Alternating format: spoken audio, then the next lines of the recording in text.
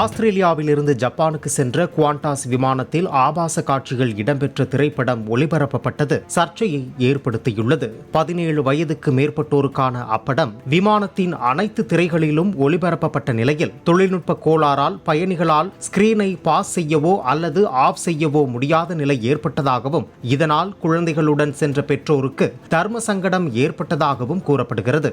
இதற்கு குவாண்டாஸ் நிறுவனம் வருத்தம் தெரிவித்துள்ளது.